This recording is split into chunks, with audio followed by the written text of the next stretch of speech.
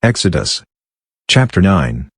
Then Yahweh said to Moses, "Go into Pharaoh, and tell him, this is what Yahweh, the God of the Hebrews, says, Let my people go, that they may serve me. For if you refuse to let them go, and hold them still, behold, Yahweh's hand is on your livestock which are in the field, on the horses, on the donkeys, on the camels, on the herds, and on the flocks with a very grievous pestilence. Yahweh will make a distinction between the livestock of Israel and the livestock of Egypt, and nothing shall die of all that belongs to the children of Israel." Yahweh appointed a set time, saying, "Tomorrow Yahweh shall do this thing in the land." Yahweh did that thing on the next day, and all the livestock of Egypt died, but of the livestock of the children of Israel, not one died.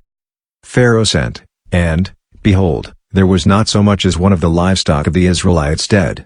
But the heart of Pharaoh was stubborn, and he didn't let the people go.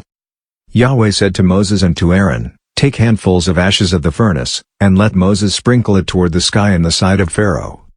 It shall become small dust over all the land of Egypt, and shall be boils and blisters breaking out on man and on animal, throughout all the land of Egypt." They took ashes of the furnace, and stood before Pharaoh, and Moses sprinkled it up toward the sky, and it became boils and blisters breaking out on man and on animal. The magicians couldn't stand before Moses because of the boils, for the boils were on the magicians and on all the Egyptians.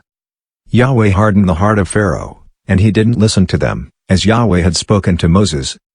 Yahweh said to Moses, "Rise up early in the morning, and stand before Pharaoh, and tell him, This is what Yahweh, the God of the Hebrews, says, Let my people go, that they may serve me. For this time I will send all my plagues against your heart, against your officials, and against your people, that you may know that there is no one like me in all the earth.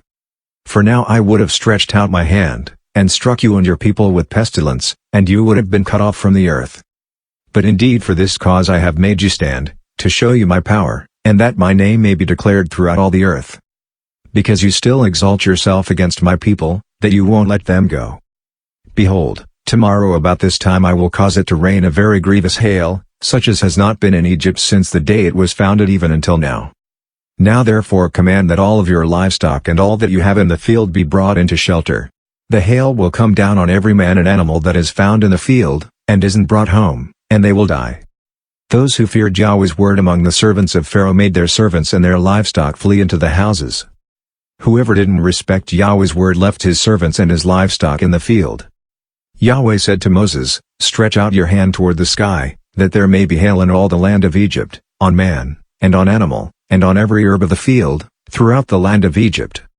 Moses stretched out his rod toward the heavens, and Yahweh sent thunder and hail, and lightning flashed down to the earth. Yahweh rained hail on the land of Egypt.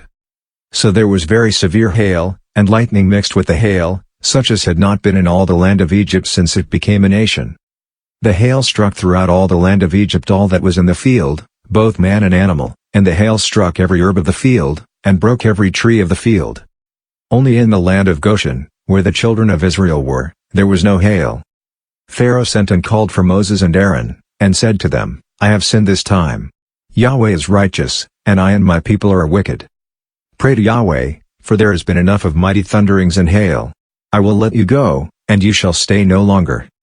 Moses said to him, "As soon as I have gone out of the city, I will spread out my hands to Yahweh.